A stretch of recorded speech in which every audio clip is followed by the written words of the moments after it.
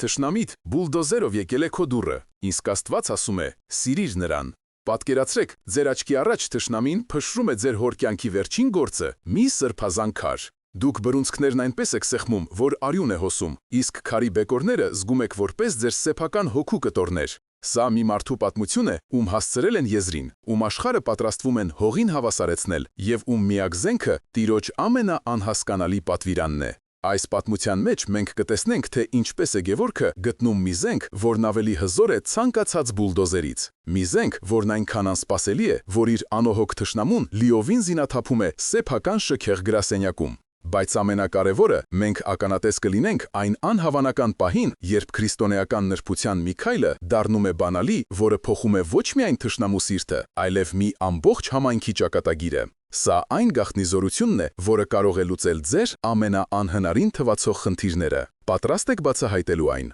Բաժանորդագրվեք հիմա եւ մեկնաբանություններում գրեք ձեր քաղաքը։ Տեսնենք քանի հոգի ենք։ Առավոտյան սառը օդը կտրում էր դեմքը, բայց Գևորգը չէր զգում։ Նրա ողջ ուշադրությունը կենտրոնացած էր տուֆի կարմիր քարի վրա, որի վրա նրա հատիչը նուրբ զարդանախշեր էր հյուսում։ 60 տարեկան վարպետի ձեռքերը կոշտացել էին տասնամյակների աշխատանքից, բայց նրա շարժումները պահպանել էին երիտասարդական ճշգրտությունը։ Երևանի հին թաղամասերից մեկում գտնվող այս արհեստանոցը պարզապես աշխատատեղ չէր։ Դա մի սրբավայր էր, որտեղ իր պապի, ապա հոր աղոթքներն ու քրտինքը ներծծվել էին հողի ու քարի մեջ։ Յուրաքանչյուր խաչքար, որ կանգնած էր բակում, մի աղոթք էր, մի պատմություն, մի կյանք։ Հանկարծ մուրճի հավասարաչափ թքթքոցը խախտվեց ծանր շարժիչի գոռոցով։ Գևորգը գլուխը բարձրացրեց։ Արհեստանոցի հին փայտե դարպասի դիմաց կանգնած էր մի հսկայական դեղին բուլդոզեր, որի մետաղյա ժանիքը կարծես սպառնում էր ոչ միայն քարերը, այլև հիշողությունները։ Դրա հետևից կանգ առավ սև փայլուն ամենագնացը։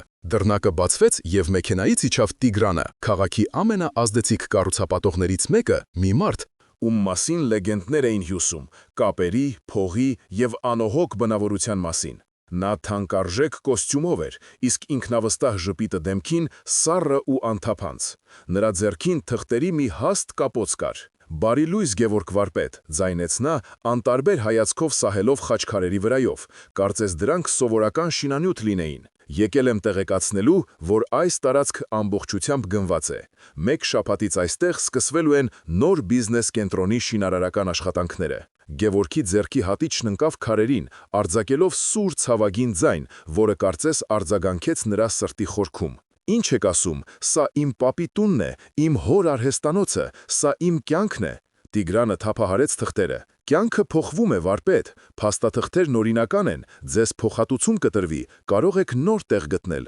բայց այս հողը պետք է մաքրվի»։ Մաքրվի։ Գևորգի ձայնը դողաց։ Նա նայեց շուրջը, քարե աղոթքներին, իր հոր անավարտ գործին, հողին, որի վրա իր նախնիների քրտինքն էր թափվել։ Սա նրա համար պարզապես հող չէր, այլ սրբազան տարածք։ Լուրը կայծակի արագությամբ տարածվեց թաղամասում եւ հասավ մոտակա Սուրբ Սարգիս եկեղեցի, որի քարե պատերն ու գմբեթը դարեր շարունակ լուր վկան էին եղել թաղամասի ուրախությանն ու թխրությանը։ Համայնքը ցնցվեց։ Գևորգ վարպետին բոլորն էին սիրում ու հարգում։ Նրա արհեստանոցը եկեղեցու կյանքի անբաժանելի մասն էր։ Շատերը հավաքվեցին արհեստանոցի բակում, նրանց դեմքերին զայրույթ, վախ եւ անզորություն։ Նրանց մեջ էր եկեղեցու ակտիվ անդամ Սոնան, 35 տարեկան մի կին, որի սիրտը միշտ տրոփում էր համայնքի միասնության համար, եւ նրա կողքին կանգնած էր Տեր Կարենը, ծխական քահանան, որի դեմքին խոր մտահոգություն էր։ «Սա անարդարություն է, մենք պետք է պայքարենք, պետք է ցույց անենք», բացականչեց երիտասարդ Հովանդեսը բռունցքները սեղմած։ «Տիգրանի դեմ», հոգոց հանեց տարեց Հակոբը, որը փոքրիկ խանութ ուներ հարևանությամբ։ «Նա ամբողջ քաժաքապետարանն իր գրպանում է պահում, նրա դեմ գնալը նույնն է, թե գլուխդ պատին տաս»։ Մարդիկ սկսեցին վիճել։ Մի խումբը պահանջում էր անհապաղ գործողություններ, մյուսները վախեցած լռում էին, իսկ ոմանք էլ գաղտնի մտածում էին, որ նոր բիզնես կենտրոնը կարող է աշխատատեղեր բացել իրենց երեխաների համար։ Բաժանման առաջին սերմերը ցանվեցին հենց այդ պահին։ Տիգրանի բուլդոզերը ոչ միայն սպառնում էր քանդել արհեստանոցը, այլև արդեն սկսել էր քանդել համայնքի միասնությունը։ Գևորգը կանգնած էր այդ ամենի կենտրոնում, զգալով, թե ինչպես է իր ոտքերի տակի հողը սահում։ Նրա սիրտը լցվել էր անզոր զայրույթով եւ վախով։ Նա նայում էր իր թշնամուն, Տիգրանին, որը հեռվում խոսում էր իր օգնականների հետ եւ հասկանում, որ սա պայքար է ոչ միայն քարի, այլև հոգու համար։ Երեկոյան նա փակվեց արհեստանոցում, նա մոտեցավ իր հոր անավարտ խաչքարին, քարի վրա փորագրված նուրբ զարդանախշերը կարծես շոյում էին նրա մատները, նա հիշեց հոր խոսքերը. «Ամեն մի հարվածը, որ տալիս ես քարին, Գևորգ ջան, աղոթք է, եթե սրտումդ աղոթք չկա, քարը կմնա անկենդան», բայց հիմա նրա սրտում աղոթք չկար, միայն դառնություն։ Նա գնաց իր փոքրիկ սենյակը, որտեղ պատին կախված էր Քրիստոսի սրբապատկերը։ Նա բացեց հին կաշեկազմ ավետարանը, որը ժառանգություն էր մնացել իր պապից։ Նրա մատները սահեցին էջերի վրայով, փնտրելով մխիթարություն, փնտրելով պատասխան։ Նա գիտեր, որ պետք է ներեր, որ պետք է սիրեր, բայց ինչպես կարող էր սիրել այն մարդուն, ով եկել էր ջնջելու իր անցյալն ու ապագան։ Այդ պահին նրա մտքով անցավ Տիրոջ խոսքը. «Սիրեցեք ձեր թշնամիներին»։ Այդ խոսքերը հնչեցին ոչ թե որպես մխիթարություն, այլ որպես անհնարին պահանջ, որպես մի բեռ, որը նա չէր կարող տանել։ Հաջորդ օրը Գևորգի երիտասարդ աշակերտը Լևոնը, որին նա սովորեցնում էր խաչքարագործության արվեստը, վազելով ներս մտավ արհեստանոց. «Վարպետ, վարպետ, Տիգրանի մարդիկ շրջում են թաղամասով, մարդկանց աշխատանք են խոստանում, փող են առաջարկում, որ ձեզ դեմ դուրս գան։ Նրանք ուզում են համայնքը երկու մասի բաժանել, որ մենք թուլանանք»։ Գևորգը ոչինչ չասաց։ Նա վերցրեց մուրճն ու հատիչը և մոտեցավ մի նոր քարի։ Նա սկսեց աշխատել, հարվածները հասցնելով ավելի ուժգին, քան երբևէ։ Ամեն մի հարվածի հետ նա կարծես փորձում էր իր զայրույթը դուրս հանել։ Նա որոշել էր պայքարել մարդկային միջոցներով։ Նա դեռ պատրաստ չէր հասկանալու, որ իրական պայքարը ոչ թե բուլդոզերի դեմ է, այլ իր իսկ սրտում բորբոքված ատելության։ Նա դեռ չգիտեր, որ այս փորձությունը նրան տրվել էր ոչ թե կործանելու, այլ Քրիստոսի խորթի ամենախորը իմաստը բացահայտելու համար։ Պայքարը նոր էր սկսվում։ Կիրակի օրը Սուրբ Սարգիս եկեղեցու սրահը լեփ-լեցուն էր, օդում կախված էր թանձր, լարված սպասում։ Պատարագից հետո Տեր Կարենը բարձրացավ ամբիոն, ձեռքին բացված ավետարանը։ Նրա հայացքը սահեց համայնքի վրայով, կանգ առնելով Գևորգի, Սոնայի և մյուսների անհանգիստ դեմքերին։ Բոլորը գիտեին, թե ինչ է կատարվում, և բոլորը սպասում էին, թե հոգևոր հայրն ինչ ճանապարհ ցույց կտա։ Տեր Կարենը խորը շունչ քաշեց և սկսեց կարդալ Մատթեոսի ավետարանից այն հատվածը, որտեղ փարիսեցիները Հիսուսին մեղադրում են դևերի իշխանի զորությամբ դևեր հանելու մեջ։ Նրա ձայնը հստակ ու զորավոր հնչում էր քարե պատերի ներսում։ Եթե սատանան սատանային հանում է, նա բաժանված է ինքն իր դեմ։ Այդ դեպքում ինչպես կկանգնի նրա թագավորությունը։ Եվ ամեն թագավորություն, որը բաժանված է ինքն իր մեջ, ամայանում է, և ամեն քաղաք կամ տուն, որը բաժանված է ինքն իր մեջ, չի կանգնի։ Նա մի պահ լռեց, թույլ տալով, որ Տիրոջ խոսքերը ներծծվեն մարդկանց սրտերի մեջ, ապա շարունակեց. «Սիրելիներ, Տերը մեզ զգուշացնում է բաժանման կործանարար ուժի մասին։ Նա խոսում է չարի թագավորության մասին, բայց այս աստվածային օրենքը գործում է նաև Աստծո ժողովրդի համար։ Երբ մենք, որպես մեկ համայնք, որպես Քրիստոսի մարմին, սկսում ենք բաժանվել, մենք թուլանում ենք, մեր պատերը քանդվում են ներսից, և մեր թշնամին, լինի դա չարը թե մարդկային անարդարությունը, ավելի հեշտ է մեզ հաղթում։ Տեր Կարենի հայացքը սահեց մարդկանց վրայով։ Նա տեսնում էր վախեցած դեմքեր, զայրացած հայացքներ, անտարբեր սրտեր։ Նա գիտեր, որ Տիգրանի սպառնալիքը ոչ միայն Գևորգի արհեստանոցի, այլև իր հոտի միասնության հարցն էր լուծում։ Ես գիտեմ, որ մեր սրտերը ծանրացած են Գևորգ վարպետի հոգսով, և ես տեսնում եմ, թե ինչպես է այս փորձությունը սկսում մեզ բաժանել։ Ոմանք ասում են պայքարենք ուժով, մյուսները հանձնվենք։ Ոմանք մեղադրում են Տիգրանին, մյուսները իշխանություններին, բայց մենք մոռանում ենք, որ մեր առաջին և ամենահզոր զենքը միասնությունն է Քրիստոսի մեջ։ Մեր ազգի պատմությունը լի է բաժանումների ցավալի դասերով։ Հիշեք Վարդանանց պատերազմը։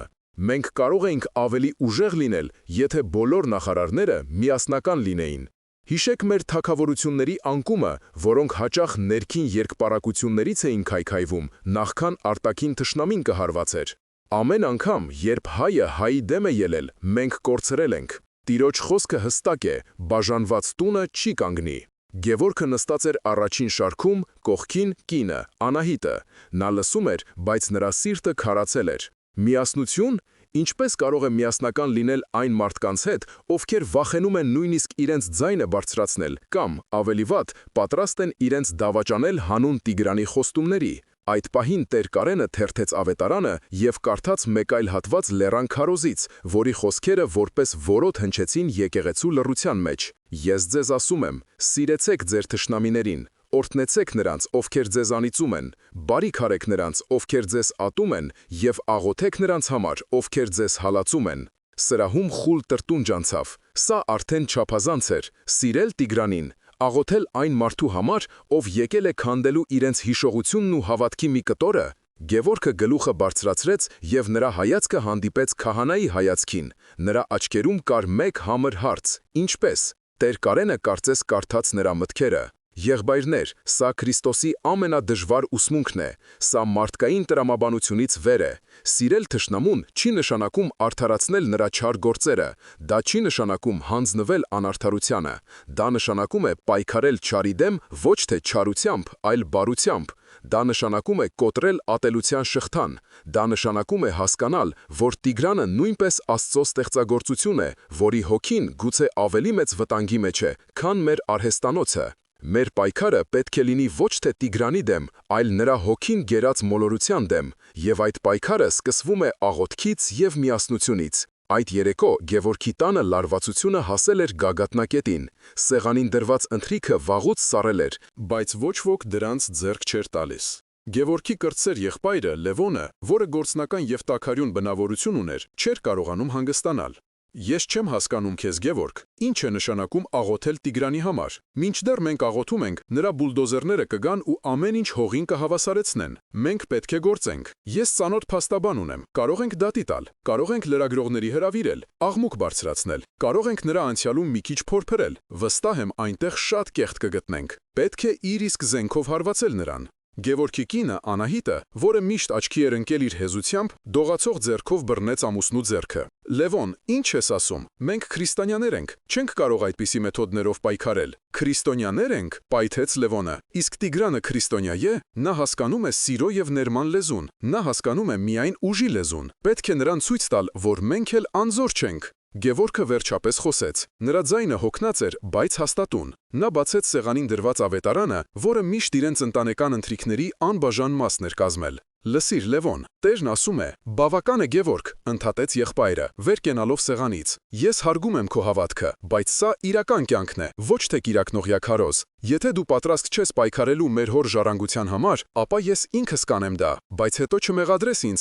եթե ամեն ինչ վատ ավարտվի»։ Նա դուռը շրխկացնելով դուրս եկավ, տանը թողնելով ճնշող լռություն։ Քրիստոսի խորհուրդը ոչ միայն չէր լուծել խնդիրը, այլև դարձել էր դրա կատալիզատորը, Գևորգի ընտանիքը բաժանելով երկու ճամբարի։ Մի կողմում ռեալիստներն էին, իդեմս Լևոնի, որոնք հավատում էին մարդկային ուժին, մյուս կողմում իդեալիստները, իդեմս Անահիտի, որոնք հավատում էին Աստծո զորությանը, իսկ Գևորգը մնացել էր մեջտեղում, երկու աշխարհների սահմանին, իր սրտում զգալով այն նույն բաժանումը, որը սպառնում էր կործանել իր համայնքը, իր ընտանիքը և իր հոգին։ Նա նայեց ավետարանի բաց էջին և հասկացավ, որ այս խոսքերը հասկանալու համար նրան ավելին է պետք, քան պարզապես հավատքը, նրան պետք էր իմաստություն։ Լևոնի հեռանալուց հետո տանը տիրող լռությունը կարծես ավելի ծանր էր, քան ցանկացած վեճ։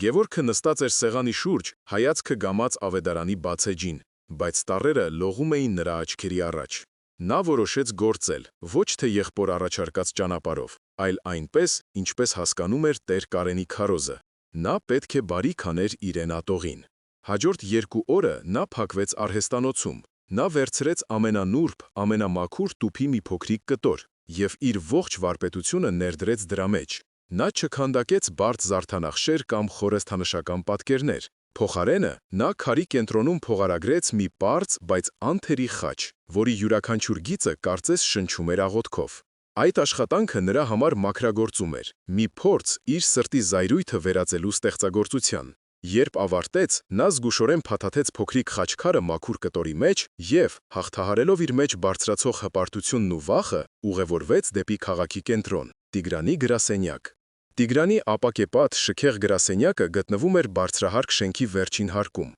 որտեղից ամբողջ քաղաքը երևում էր որպես խաղալիք։ Գևորգը իր հասարակ աշխատանքային հագուստով անհարմար էր զգում փայլուն միջանցքներում։ Երբ քարտուղարուհին տեսավ նրան, փորձեց կանգնեցնել, բայց Գևորգի հայացքի մեջ այնպիսի մի հանգիստ վճռականություն կար, որ կինը շփոթված ճանապարհ տվեց։ Նա մտավ Տիգրանի ընդարձակ աշխատասենյակ։ Կառուցապատողը նստած էր իր հասկայական սեղանի հետևում, հեռախոսով ինչ-որ մեկի վրա գոռալով։ Տեսնելով Գևորգին, նա կտրուկ լռեց, խոժոռվեց և անփութորեն ցույց տվեց բազկաթոռը։ Գևորգը չնստեց։ Նա լուռ մոտեցավ և զգուշորեն դրեց կտորով փաթաթված խաչքարը սեղանի փայլուն մակերեսին։ Տիգրանը տարակուսած նայեց նվերին, հետո Գևորգին։ «Սա ի՞նչ է»։ «Սա ձեզ համար է», մեղմորեն պատասխանեց Գևորգը, ձայնը հազիվ զսպելով դողից։ «Թող Աստված օրհնի ձեր աշխատանքը և խաղաղություն բերի ձեր սրտին»։ Տիգրանի դեմքին հեգնական ժպիտ հայտնվեց։ Նա դանդաղ բացեց կտորը, վերցրեց փոքրիկ խաչքարը, մի պահ զննեց այն, կարծես գնահատելով աշխատանքի որակը, իսկ հետո Գևորգի աչքերի մեջ ուղիղ նայելով, սառնասրտորեն նետեց այն սեղանի տակ դրված աղբամանի մեջ։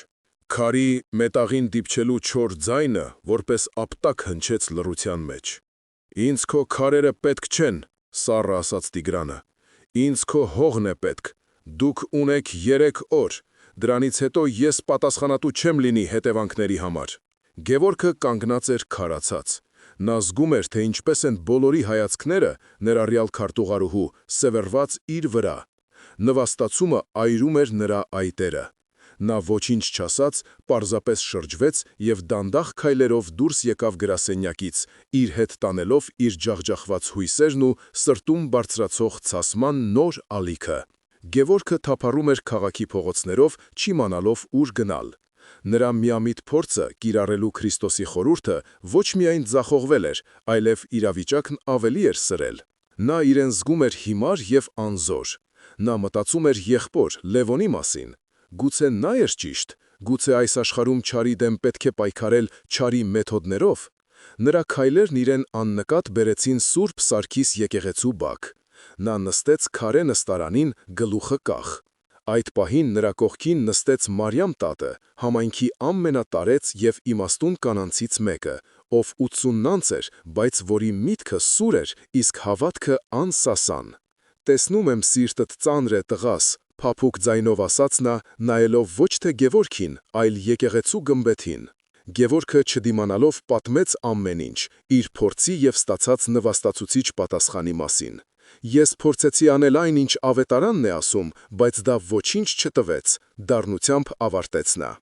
Մարիամ տատը երկար լռեց, հետո խոսեց, ձայնը հանգիստ էր, բայց խոսքերը կշռադատված։ «Գևորգ ջան, դու փորձեցիր Աստծո զենքն օգտագործել, բայց դեռ չես հասկանում, թե ինչպես է այն գործում։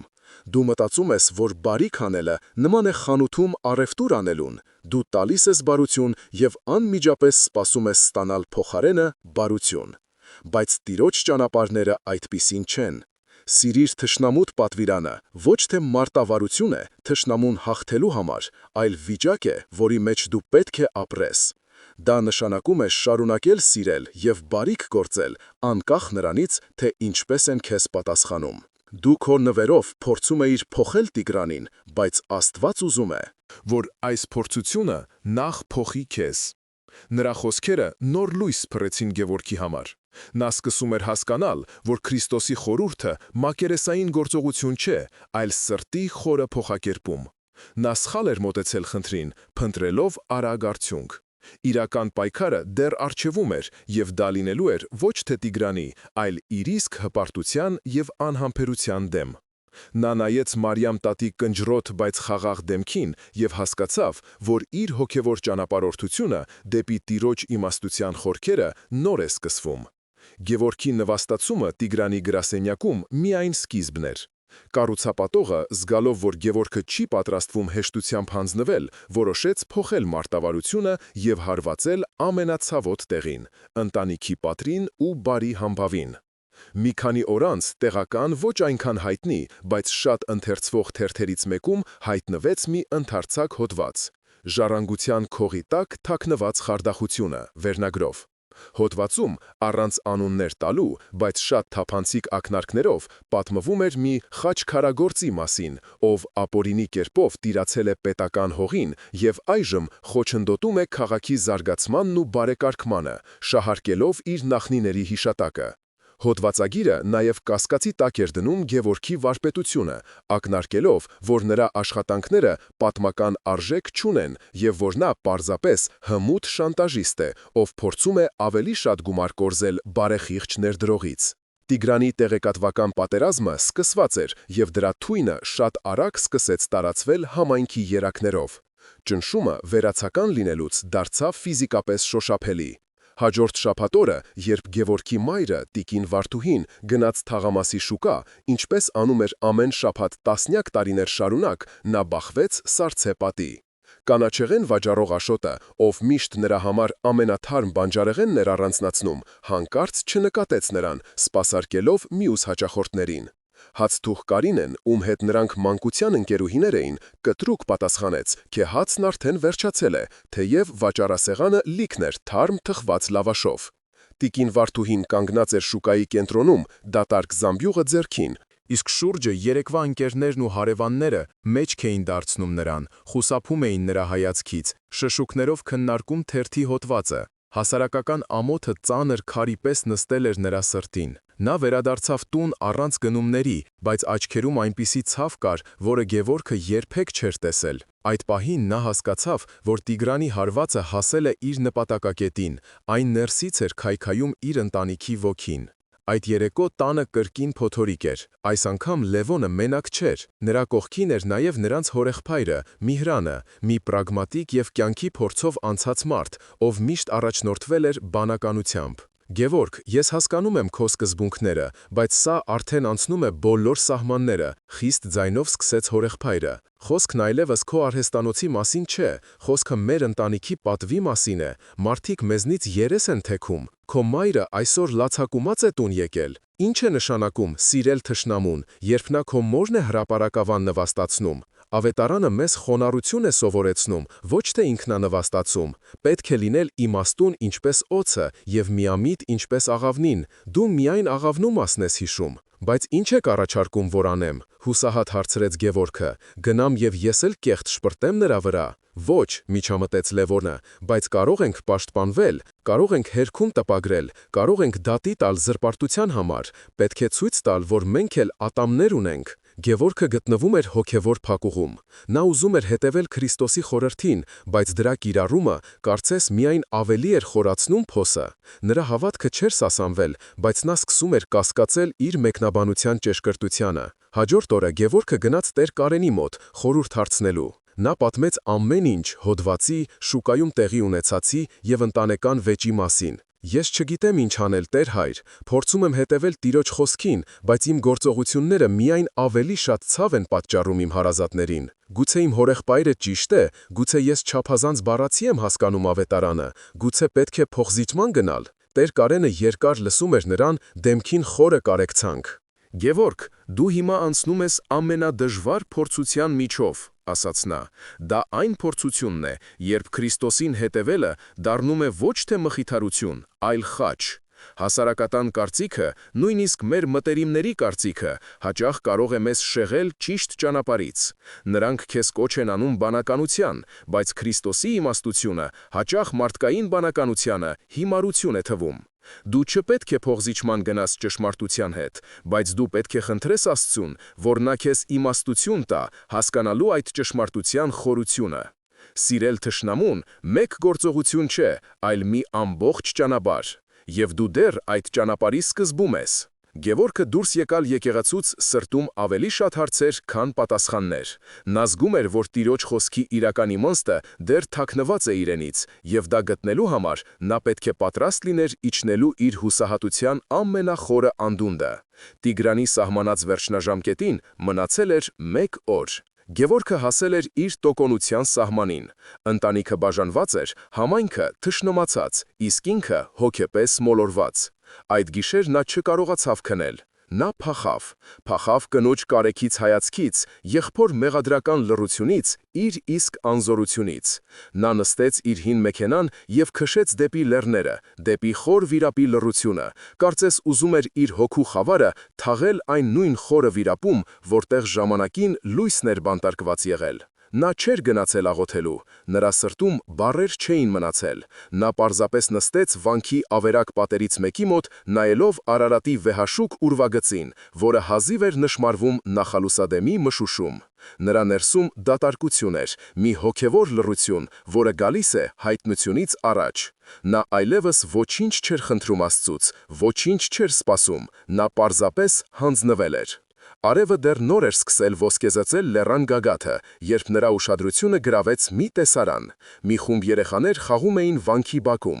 Նրանցից մեկը, մի չարաճճի տղա, վերցրեց գետնից մի սուր եզրերով քար և նետեց բակում պառկած թափարող շան ուղղությամբ։ Քարը դիպավ շան թաթին, և կենդանին ցավից կենկենգաց։ Այդ պահին վանքի խցերից դուրս եկավ մի ծեր։ Սպիտակամոր ու սվանական։ Գևորգը սպասում էր, որ նա կբարկանա տղայի վրա, կխրատի նրան, բայց վանականը ոչինչ չասաց։ Նա հանգիստ մոտեցավ, վրձրեց այն նույն քարը, որով տղան հարվածել էր շանը, և Գևորգի սիրտը սառեց, մտածելով, որ նա պատրաստվում է քարը հետ նետել տղայի ուղղությամբ։ Փոխարենը վանականը տարավ քարը դեպի վանքի կիսավեր պատը, որը նրանք փորձում էին վերականգնել, և զգուշորեն դրեց այն պատի հիմքում, լրացնելով բաց մնացած տեղերից մեկը։ Նա վերցրեց չարության գործիքը և դրեց այն արարչագործության հիմքում։ Այդ պահին Գևորգի ներսում կարծես մի վարագույր բարձրացավ։ Մի պարզ, բայց շանթահարող միտք խոցեց նրա գիտակցությունը։ Սա էր պատասխանը։ Սա էր Քրիստոսի խորհրդի բանալին, որը նա այդքան երկար փնտրում էր։ Սիրիր թշնամուդ չի նշանակում պասիվ կերպով հանդուրժել չարիքը։ Դա չի նշանակում թույլ տալ, որ քեզ հարվածեն և ոչինչ չանել։ Դա նշանակում է վերցնել քո դեմ ուղղված չարության էներգիան, լինի դա քար, վիրավորական խոսք, թե անարդար գործողություն, և այն վերափոխել, վերաուղղորդել դեպի ստեղծում, դեպի բարիք։ Դա նշանակում է չզիջել, այլ հարվածը վերցնելով այն օգտագործել որպես շինանյութ ինչ-որ նոր և գեղեցիկ բան կառուցելու համար։ Տիգրանի ագրեսիան քար էր, որը նետվել էր իր վրա։ Նա մինչև հիմա փորձում էր կամ այդ քարից փախչել, կամ այն հետ նետել, բայց Տերը նրան այլ ճանապարհ էր ցույց տալիս՝ վերցնել այդ քարը և դնել իր սեփական տաճարի հիմքում։ Այս գիտակցումը լույսի պես ողողեց նրա ամբողջ էությունը։ Նա ցնցված էր Քրիստոսի իմաստության խորությունից և միևնույն ժամանակ հանչարեղ պարզությունից։ Նա հասկացավ, թե որքան մակերեսային էր մինչ այդ ընկալում Տիրոջ խոսքերը։ Նրա նվերը Տիգրանին, նրա պասիվ դիմադրությունը, այս ամենը սխալ էր, որովհետև դրանք բխում էին թուլությունից, ոչ թե ուժից։ Իսկ Քրիստոսի պատվիրանը թուլության մասին չէր, այն հոգևոր ամենամեծ ուժի, ստեղծագործական սիրո մասին էր։ Այս հասկացողությունը միանգամից փշրեց նրա բոլոր նախկին պատկերացումները։ Նա զգաց, որ կարծես մի անգին գանձ է գտել, որը միշտ եղել է իր աչքի առաջ, ավետարանի էջերում, բայց որը նա չէր կարողանում տեսնել իր հպարտության և վախի պատճառով։ Նա նայեց Արարատին, որն արդեն ամբողջովին ողողված էր արևի լույսով, և առաջին անգամ այս երկար, տանջալից օրերից հետո նրա դեմքին ժպիտ հայտնվեց։ Նա այլևս չէր վախենում։ Նա գիտեր, թե ինչ պետք է անի։ Նա գտել էր իր զենքը, և դա ոչ թե պաշտպանության վահանն էր, այլ վերափոխման մուրճը։ Գևորգը խոր վիրապից վերադարձավ ոչ թե հոգնած ու ջախջախված, այլ մի նոր անսասան հանգստությամբ, որը շփոթեցնում էր բոլորին։ Նրա աչքերում այլևս չկար հուսահատության ստվերը։ Փոխարենը մի լույս էր վառվում, որը ծնվել էր ոչ թե մարդկային հույսից, այլ աստվածային իմաստությունից։ Նա չփորձեց իր հայտնությունը բացատրել բառերով։ Նա գիտեր, որ դա անիմաստ կլիներ։ Փոխարենը նա հավաքեց իր ընտանիքին՝ կնոջը, մորը, եղբորը և հորեղբորը, իրենց հյուրասենյակում,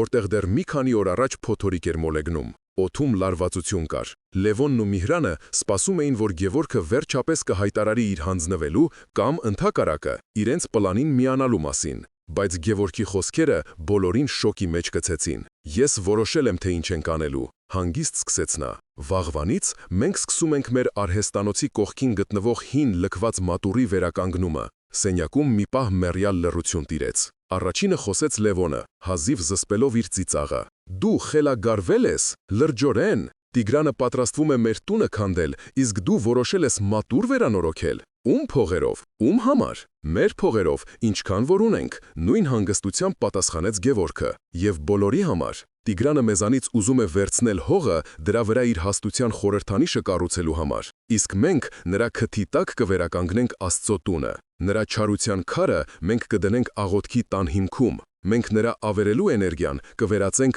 արարելու էներգիայի։ Մենք չենք պատրաստվում նրա դեմ պայքարել, մենք պատրաստվում ենք նրա կողքին կառուցել։ Սա խելագարություն է, սա ինքնասպանություն է», վրդովված բացականչեց հորեղբայր Միհրանը։ «Սա ոչ թե իմաստություն է, այլ մանկական միամտություն։ Նա պարզապես կգա ու մեր կառուցածն էլ կքանդի մեր գլխին»։ Գևորգը չվիճեց, նա նայեց իր կնոջը, Անահիտին։ Անահիտը երկար լռում էր, ուշադիր նայելով ամուսնու դեմքին։ Նա տեսնում էր այն նույն լույսը, որը տեսել էր Գևորգի աչքերում, երբ նրանք երիտասարդ էին, երբ նա նոր էր սկսում իր առաջին խաչքարը քանդակել։ Եվ երկար ժամանակ անց առաջին անգամ նրա սիրտը լցվեց ոչ թե վախով, այն հանգիստ վստահությամբ։ «Ես քեզ հետ եմ», պարզ ասաց նա։ Այդ երկու բառը փոխեց ամեն ինչ։ Ընտանիքի բաժանված պատի մեջ առաջին քարը դրվեց։ Հաջորդ օրը լուրը տարածվեց համայնքում։ Գևորգը, Անահիտը և նրանց երիտասարդ աշակերտ Լևոնը սկսել էին մաքրել լքված մատուռի տարածքը, որը գտնվում էր հենց արհեստանոցի և Տիգրանի նախատեսած շինհրապարակի սահմանագծին։ Արձագանքը միանշանակ չէր։ Շատերը, հատկապես նրանք, ովքեր տուժել էին Տիգրանի զրպարտչական արշավից, սա համարում էին հուսահատության վերջին դրսևորում։ «Խեղճ Գևորգը վերջնականապես կորցրել է բանականությունը», շշնջում էին շուկայում։ «Սա պարտությունն ընդունելու մի ձև է», ասում էին մյուսները։ Բայց կային նաև ուրիշները։ Սոնան, լսելով նորությունը, առաջիններից մեկն էր, որ եկավ օգնության, իր հետ բերելով մի քանի երիտասարդների։ «Ես չգիտեմ, թե սա ինչի կհանգեցնի, վարպետ», ասաց նա, թևքերը քշտած, «բայց սա առաջին բանն է այսքան ժամանակվա մեջ, որն ինձ հույս է ներշնչում»։ Նրանց միացավ նաև Մարիամ տատը։ Նա չէր կարող ֆիզիկապես օգնել, բայց նստեց մոտակա քարին և սկսեց բարձրաձայն աղոթել, իր ներկայությամբ օրհնելով նրանց աշխատանքը։ Տեր Կարենը, տեսնելով այս ամենը, խորապես հուզվեց։ Նա հասկացավ, որ Գևորգը գտել է այն, ինչ ինքը որպես քահանա փորձում էր բարերով փոխանցել։ Նա գտել էր Քրիստոսի իմաստության գործնական կիրառումը։ Կիրակի օրը, իր քարոզի ժամանակ, նա չխոսեց ուղղակիորեն Գևորգի մասին, բայց պատմեց Նեեմիայի պատմությունը, ով վերականգնում էր Երուսաղեմի պարիսպները թշնամիների ծաղրի ու սպառնալիքների ներքո, մի ձեռքում մուրճ բռնած, մյուսում սուր։ «Եղբայրներ և քույրեր», ասաց նա, «մեր ամենամեծ զենքը թշնամու դեմ ոչ թե ատելության սուժն է, այլ արարչագործության մուրճը։ Երբ չարը գալիս է ավելելու, մենք պետք է կառուցենք։ Երբ նա ցանում է բաժանում, մենք պետք է հավաքենք քարերը և դրանցով տաճար կառուցենք»։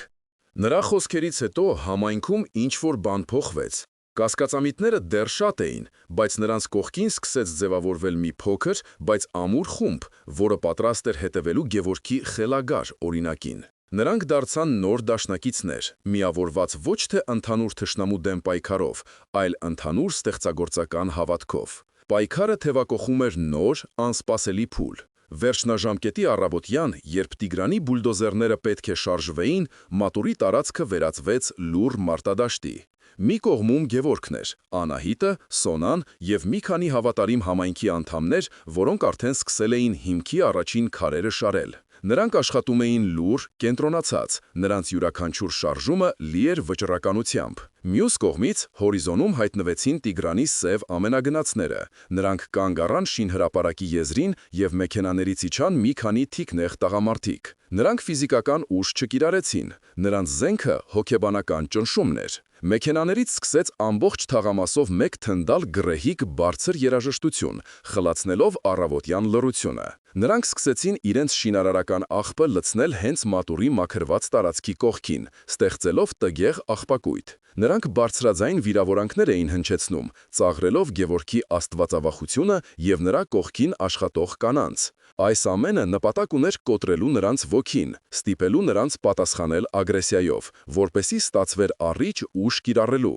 Բայց Գևորգը իր հայտնությունից հետո այլևս նույն մարդը չէր։ Նա իր կամավորներին հանձնարարել էր չարթագանքել։ Ոչ մի խոսք, ոչ մի հայացք։ Նրանց պատասխանը լինելու էր իրենց աշխատանքը։ Տիգրանի մարդկանց յուրաքանչյուր վիրավորանքին նրանք պատասխանում էին հիմքում դնելով ևս մեկ քար։ Յուրաքանչյուր բարձր երաժշտության ակորդին նրանք պատասխանում էին ավելի ամուր խառնելով շաղախը։ Նրանց լուռ անսասան աշխատանքը դարձավ ավելի հզոր պատասխան, քան ցանկացած բղավոց։ Այս տեսարանը սկսեց գրավել թաղամասի բնակիչների ուշադրությունը։ Մարդիկ սկսեցին դուրս գալ իրենց պատշգամբները, հավաքվել անկյուններում, հետևելով այս լուռ դիմակայությանը։ Այդ օրը Լևոնը, Գևորգի եղբայրը, եկավ շինհրապարակ։ Նա կանգնած էր հեռվում, դիտելով եղբորը, որը համառորեն շարունակում էր քար դնել քարի վրա, անտեսելով ծաղրն ու նվաստացումը։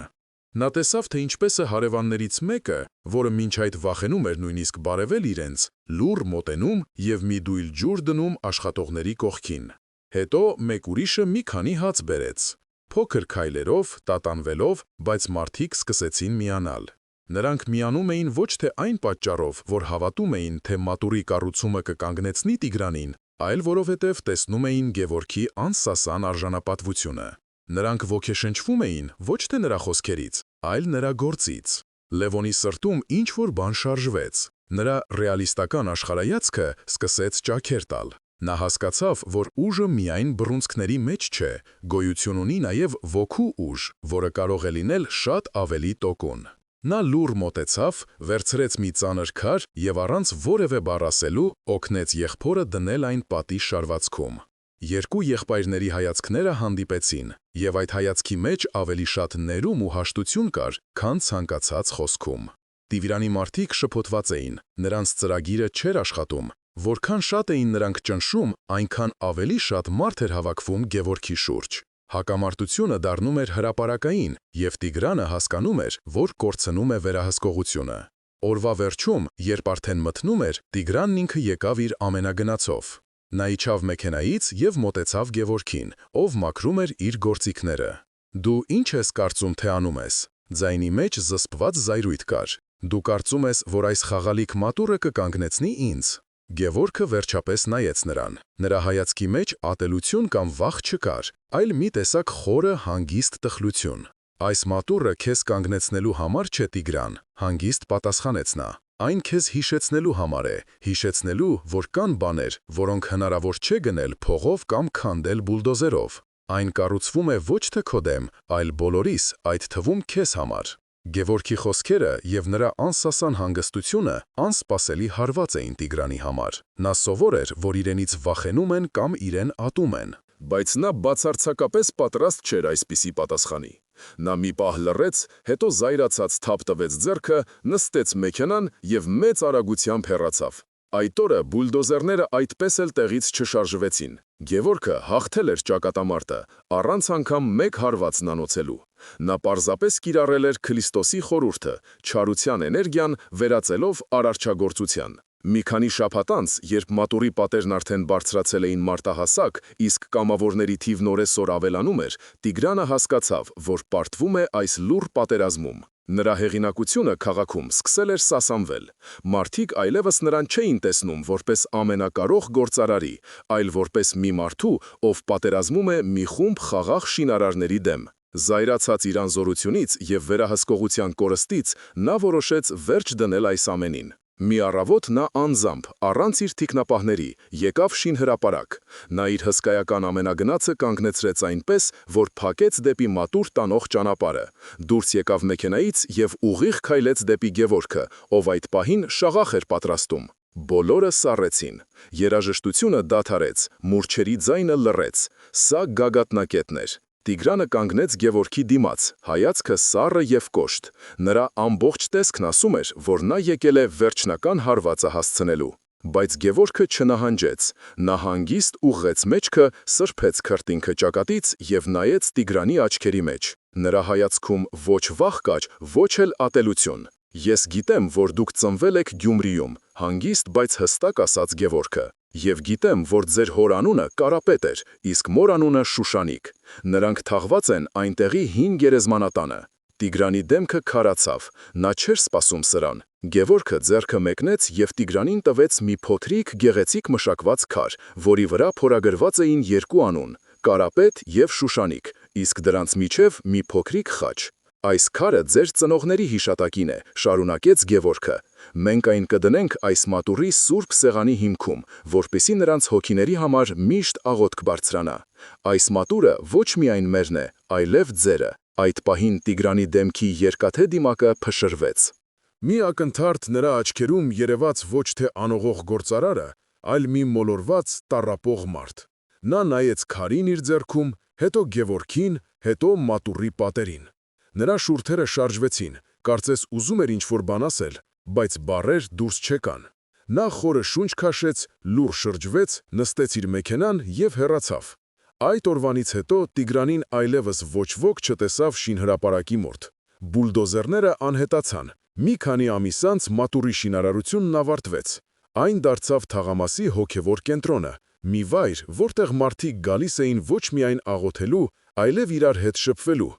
Գևորգի արհեստանոցը ծաղկում էր, պատվերներն ավելի շատ էին, քան երբևէ, եւ մարդիկ գալիս էին ոչ միայն խաչքար պատվիրելու, այլև պարզապես զրուցելու այն մարդու հետ, ով իր հավատքով կարողացավ հաղթել անհնարինին։ Բայց Գևորգի համար ամենամեծ պարգևը մեկ այլ տեսարան էր։ Նրա կրտսեր եղբայրը Լևոնը ամեն օր աշխատանքից հետո գալիս էր արհեստանոց եւ լուռ օգնում էր եղբորը։ Նրանք քիչ էին խոսում, բայց այդ լռության մեջ կար ամեն ինչ՝ ներողություն, հարգանք եւ վերագտնված եղբայրական սեր։ Բաժանված տունը նորից միավորվել էր, դառնալով ավելի ամուր, քան երբևէ։ Համայնքը, որը քիչ էր մնում քայքայվեր ներքին երկպառակություններից, գտա իր միասնությունը ոչ թե ընդհանուր թշնամու դեմ պայքարում, այլ ընդհանուր ստեղծագործության մեջ։ Սիրելի եղբայրներ եւ քույրեր, այս պատմությունը մեզ սովորեցնում է մի կարևոր դաս։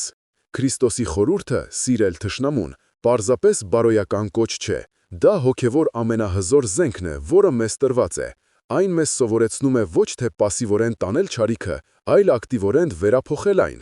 Այն մեզ սովորեցնում է, որ ցանկացած քար, որ նետվում է մեր վրա, կարող է դառնալ մեր տաճարի հիմնաքարը, եթե մենք ունենանք բավարար իմաստություն եւ հավատք։ Այս պատմությունը ցույց տվեց, որ իսկական ուժը ոչ թե ավերելու, այլ արարելու կարողության մեջ է։ Եվ հիմա ես ուզում եմ դիմել ձեզ, խնդրում եմ կիսվեք մեկնաբանություններում, թե ինչպես կկիրառեիք Հիսուսի այս խորհուրդը ձեր սեփական կյանքում։ Ինչպես կարող եք ձեր դեմ ուղված բացասական էներգիան վերածել մի բարի ու ստեղծարար գործի։ Եկեք միասին սովորենք կիրառել մեր Տիրոջ իմաստությունը եւ մեր կյանքը դարձնել ավելի լիարժեք եւ խաղաղ։ Թող Աստծո օրհնությունը լինի բոլորիս հետ։ Ամեն։